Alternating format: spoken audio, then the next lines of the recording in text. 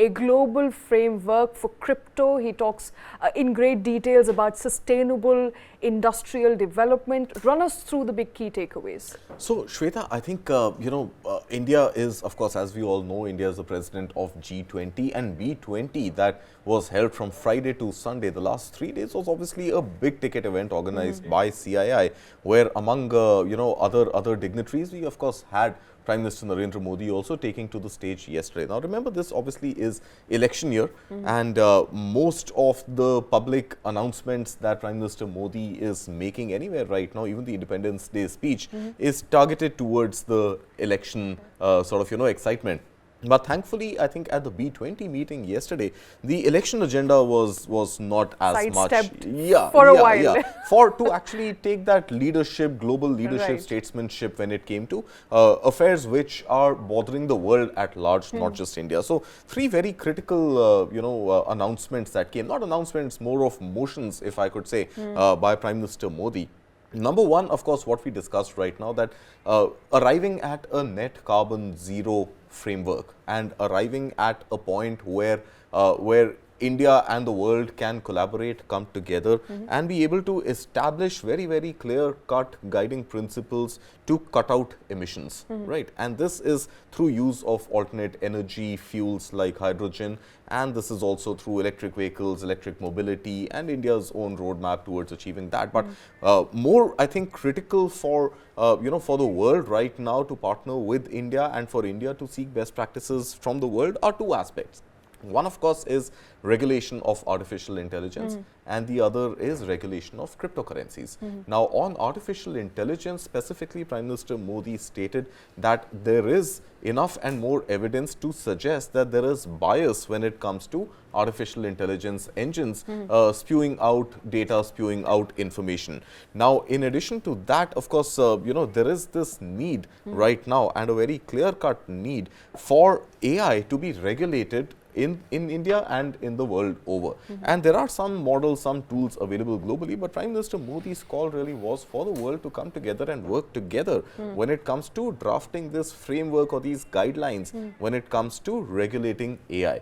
India on its AI own course. Specifically, I think what stood out for me in that dialogue was the hegemony of developed countries on AI and new technology. I think it was very ambitious and also out of the ordinary for the Prime Minister to acknowledge that we lag as far as new technology is concerned, and therefore the need to push and ensure that AI and new technologies are not hegemonized by developed countries. So, I think, Shweta, on that, my only take is that it's pure play market practices, and India did have a lead over the rest of the world when it came to IT services, and India was among the very few countries back then in the 1980s that invested greatly in entrepreneurial skills, entrepreneurship, and setting up of these back offices for global companies to do more efficient business using India's IT prowess. So, India had its leadership there. Cut to 20 years later, India had its leadership when it came to pure play back office functions like BPOs and KPOs.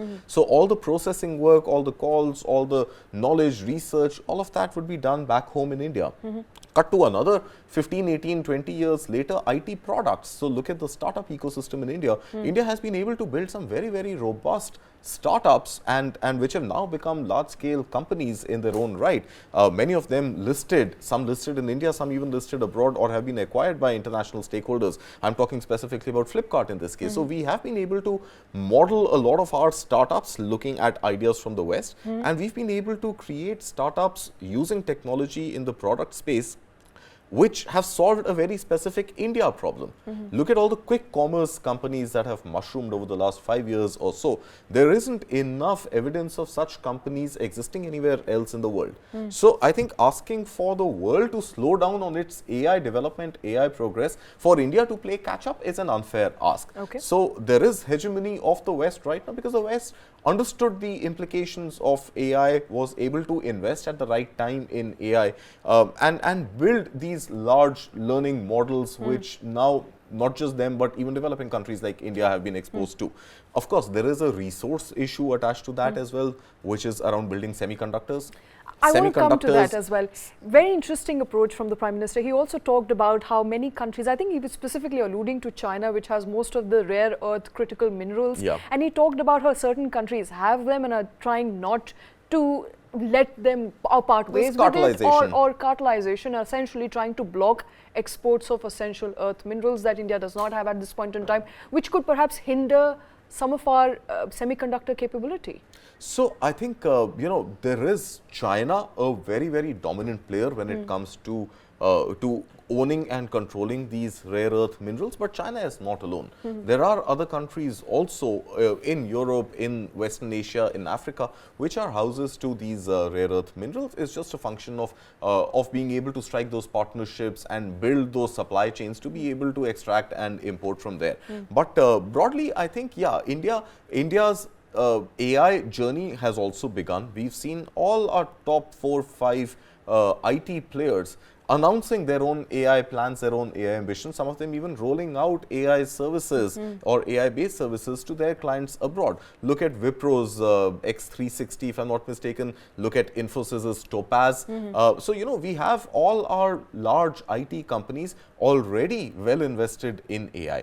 Now, of course, AI requires tons of processing power, and that processing power will need GPUs, and those GPUs run on semiconductor chips, and those semiconductor chips need to be made in India. Right. Broadly, that's the plan. But we've seen action there as well. We've seen Micron wanting to make investments, Allied Materials wanting to make investments. We've seen Foxconn already making investments. We've seen Vedanta, even though the fall off with Foxconn has happened, looking for technology partners to make those investments. So I think the AI story will pick up.